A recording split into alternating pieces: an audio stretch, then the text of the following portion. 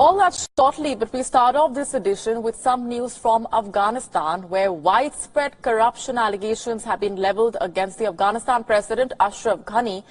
And in a shocking revelation now coming in, a former special security advisor to the president has gone on record to say that the presidential palace asks women for sexual favors. You heard that right. In an interview given to an Afghanistan news outlet, Ghani's former aide has claimed that sexual favors are asked for in exchange for a minister's seat or for becoming a member of parliament.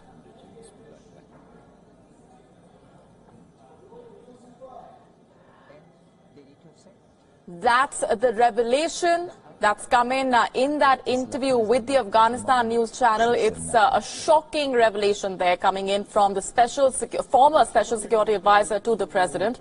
He's gone on record to say that the presidential palace there asks women for sexual favors in exchange for a minister's seat or for becoming a member of parliament.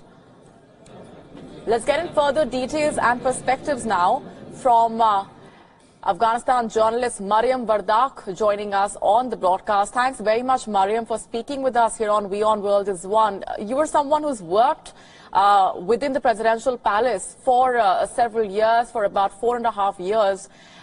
If you can react for us to that revelation that has been made now by the former special security advisor and elaborate for our viewers what you saw yourself when you were working there as well. Okay, for the record, I'm not a journalist. I'm an analyst. I was formerly a strategic communication advisor to the National Security Advisor, former and current. So the Special Security Advisor in Ada Camp, one may take General Ahmadzai's interview as someone scorned that understanding the issues he brought up and highlight reflect reality. Presidential palace is the center of government. Anything that is happening in the palace is a reflection of how President Ghani's government is run. Unfortunately, General Ahmadzai enumerated that many pervert and corrupt activities that supposed individuals have a stranglehold of Ghani's government. This said, we have to bring attention that unfortunately and saddening, this has become a rallying cause for the Taliban and Islamic jihadists.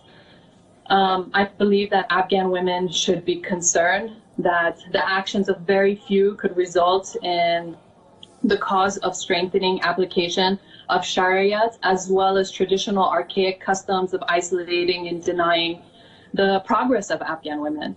So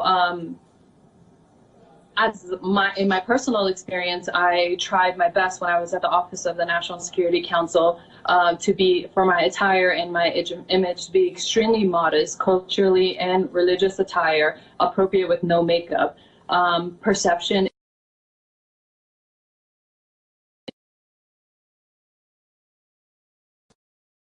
for several years now, as you're telling us as well.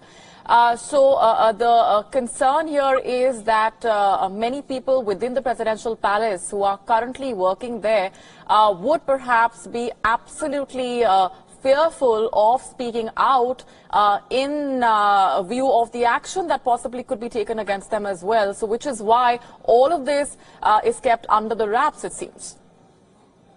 Yes, of course. Obviously, if anyone speaks out against the presidential palace, then they're ostracized, as General Ahmadzai is an example. And then there's an active campaign to discredit them. This interview possibly could expose me to a defamation campaign as well. So if we look at the actual, if you reflect on the interview, General Ahmadzai is scorned because he was also a candidate for parliament and he had all these documentations as he was one of the finalists, and that the list of final winners went to President Ghani, and President Ghani checked off on who should be and who shouldn't be in the final list. There was an active social media campaign, and there were certain candidates who were parachuted in, where real candidates with the constituency are now manifesting in front of the presidential walls for their for votes to be recounted. These incidents, unfortunately, these are the incidents that cause people to come out and speak. I wish that they would come out before. But yes, maybe there are certain activities that are taking place that others can't mention for the fear of what the repercussions will be.